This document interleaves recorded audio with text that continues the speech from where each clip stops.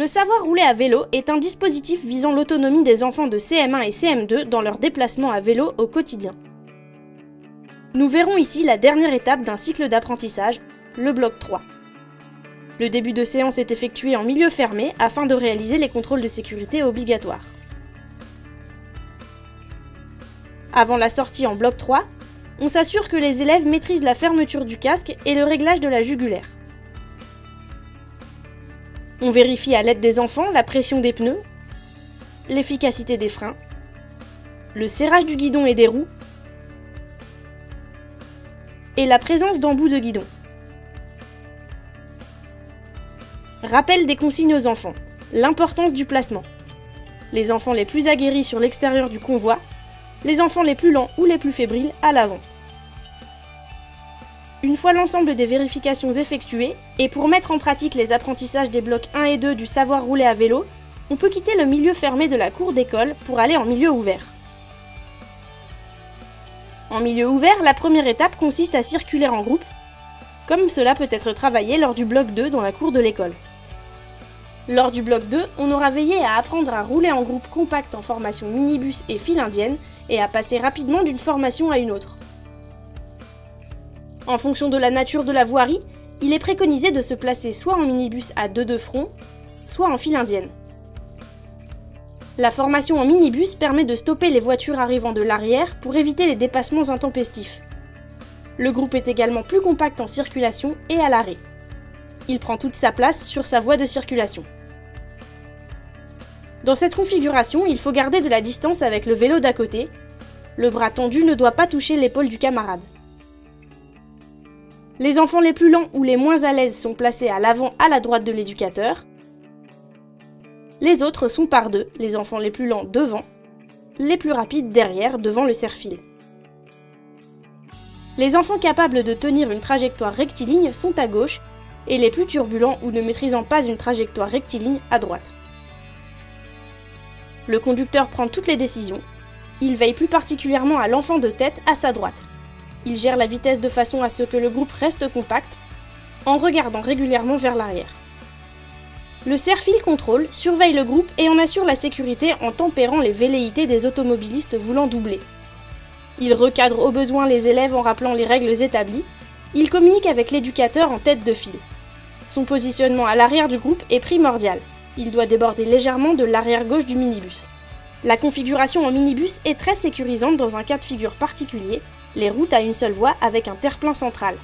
En effet, le dépassement des cyclistes y étant très dangereux lorsqu'ils sont en file indienne, il est préférable de bloquer les dépassements en prenant toute la place sur la voie. Cette formation n'est cependant pas préconisée dans tous les cas de figure. La formation en file indienne doit être apprise dès le bloc 2 en milieu sécurisé. Les enfants sont placés les uns derrière les autres à une distance suffisamment grande et encadrés par un conducteur et un serre-fil. Elle est adaptée pour un groupe restreint de moins de 6 enfants. Le conducteur est un adulte connaissant le circuit, il se place en tête. Il gère la vitesse de déplacement, les arrêts et les adaptations. Le serre-fil protège le groupe et se place au milieu de la voie pour bloquer les passages intempestifs des autres usagers. Les enfants sont positionnés dans la file en fonction de leur niveau de maîtrise du vélo. Les plus à l'aise sont placés en queue de file. La configuration en file indienne est particulièrement adaptée dans deux cas de figure.